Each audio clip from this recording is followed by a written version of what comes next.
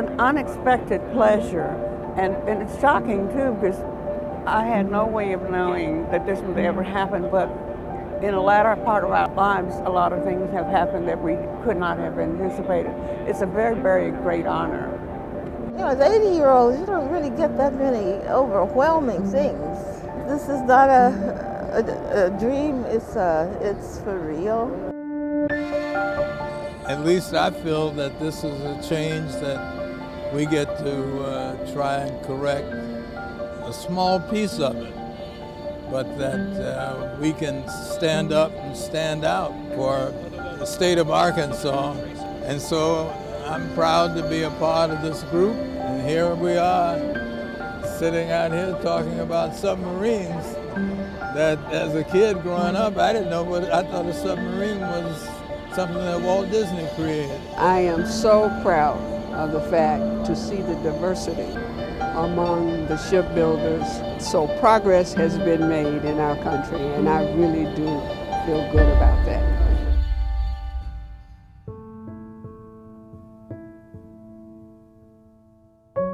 First name is Minnie Jean Brown, Elizabeth Eckford, Ernest Green, Thelma Mothershed, Melba Patillo, Gloria Ray, Terrence Roberts, Jefferson Thomas, and Carlotta Walls. When I hear the Little Rock Nine, I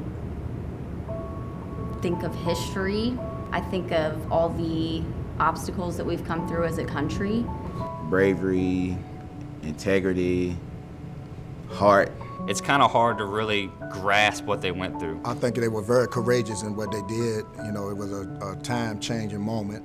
I feel like it was very harsh towards them because they were trying to, you know, get a better education.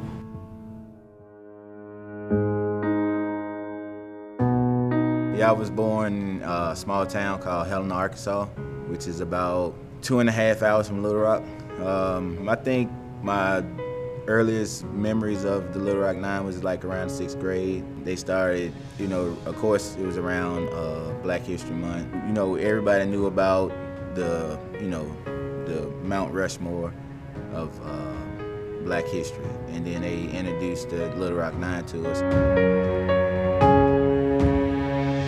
In 1954, the Supreme Court ruled that through Brown versus the Board of Education, which was led by Thurgood Marshall, that segregation in schools was wrong and that it was time to integrate. And as we all know, a lot of the southern states felt like this was wrong. When it came to Arkansas, they had already had some of the schools integrated, but they wanted to integrate Central, Little Rock Central. And at that time, it was like one of the best schools in the nation. And at first there were 17 African Americans that volunteered to go to Central. And some of them dropped out as close as the time came to go to school, as you know, for fear for their life and their parents losing their jobs and stuff like that. So the 9 that went to go, of course you're gonna get people, you know, hitting on you and spitting at you and throwing stuff at you, but you know this is your purpose and you have to complete the goal. And the goal was to further your education and get into the school. And when I think of those children, those innocent children who just wanted an education, they had not done anything else wrong, they just wanted to learn. It makes me so angry. And it breaks my heart that that's where we were as a country. And these moments in history that we see that are hard to fathom, that I can't imagine living through, but others did, and they've come through it. And it's just, it's heartbreaking to see that that's how we used to treat people, just based on the color of their skin.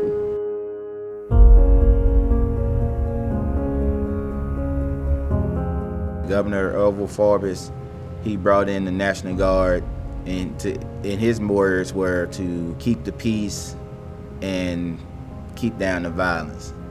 So he brought the National Guard in, and they kept the Little Rock Nine from getting into the school.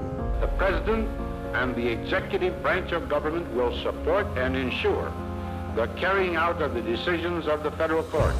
So that's where Eisenhower came in with the military at that point in time. He came to the school and said that they would literally walk the Little Rock Nine into school to make sure that they got in safely.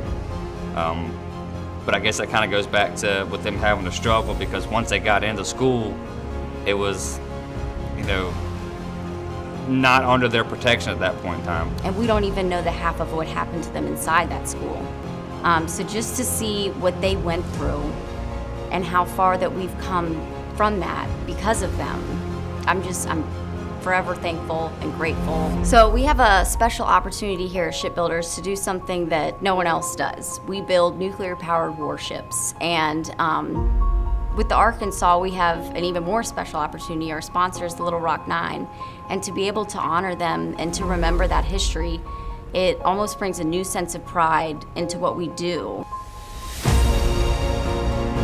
I'm proud. I don't even want the submarine to leave the building. You know, because it's like, wow, like I'm really working on a new Virginia-class submarine by the name of Arkansas that's got some meaning behind it. I mean, I feel proud in my heart because I take pride in my job, what I do, because I know that my grandkids can serve on this ship. I'm very proud of what I do. It's a good feeling knowing that I put my hand, heart, and soul into that, and it's a good feeling. You know, me being in the 6th grade, just learning about 9 courageous African Americans, Little Rock Nine, who stepped forward and took their place in the history books. And what an honor it is for us as shipbuilders to take our step forward and take such a dark place in our history and make this submarine a beacon of hope for us all, and that anything is possible.